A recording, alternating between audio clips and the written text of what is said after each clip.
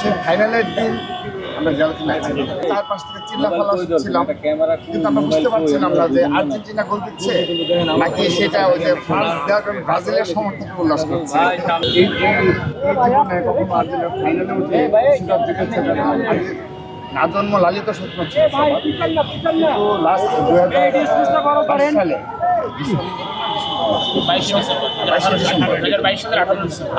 December যে ফাইনালটা হয়েছিল, সেই ফাইনালের দিন আমরা মানে 7 ডিসেম্বর 2022 সালে যে নয়াপল্টনে গ্রেপ্তার করা হয়েছিল সবাইকে, তো তখন সেখানে আমিও ছিলাম। তো আমরা দীর্ঘদিন জেলে ওই জেলে ছিলাম,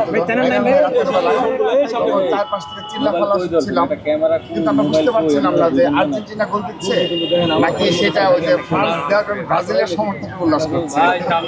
তখনকার আসলে ফিলিংসটা কেমন ছিল? দেখতে পাচ্ছেন না কিন্তু হৃদয়ের দল আর্জেন্টিনার ফাইনালে অনেক কষ্টদায়ক ছিল এবং কারোরও কিছু তাদেরকে আমরা রাত 12টা পর্যন্ত 1টা পর্যন্ত ওয়েট করছি যে তারা শিফট চেঞ্জ করে এসে আমাদের কিছু জানাবে, কিন্তু সেদিন আমরা জানতে পারি না। আমরা সকালে উঠে জেনেছি যে হ্যাঁ আর্জেন্টিনা জয়লাভ করেছে। জেলখানায় বসে পরদিন জানতে পারলেন যে আর্জেন্টিনা চ্যাম্পিয়ন সকালবেলা তখন তারপর তো মিষ্টি বিতরণ এবং পুরো মাঠ ধরে আমরা মনে কি হচ্ছিল যে আপনারা জেলে আছেন? এই কষ্ট না ওই মুহূর্তের জন্য আর্জেন্টিনা ফ্যান হিসেবে এটা তো আমাদের অনেক নেতৃবৃন্দ ছিলাম আমরা। আচ্ছা, আমার শেষ প্রশ্ন সেটা হচ্ছে, ইতিহাসে প্রথমবার মতো আর্জেন্টিনা ফ্যানরা একদম নির্ভর, কোনো চাপ নেই, কোনো কষ্ট নেই এবং লিওনেল মেসিও নির্ভর, কোনো প্রত্যাশা নেই এবং প্রতিপক্ষ যদি ট্রলও করে ওইটাও এখন আর গায়ে লাগে না। এই ফিলিংসটা কেমন?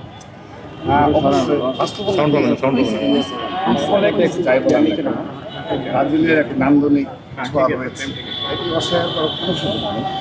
এবং ইতিহাসে আপনি যদি ঘেঁটে দেখেন সেখানে ব্রাজিলের অনবদ্য অবদান রয়েছে, অর্জন রয়েছে। তারপর আপনি ফুটবলে যদি আরেকটি প্রিয় দলের কথা বলা যায় না, জার্মানির নাম উল্লেখ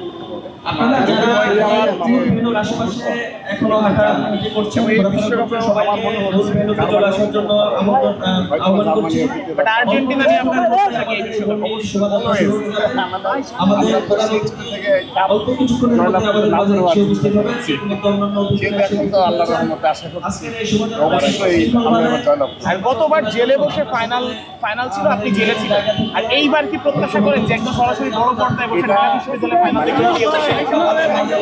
আমাদের দুর্ভাগ্য ছিল যে ফাইনাল জয়লাভ করবে,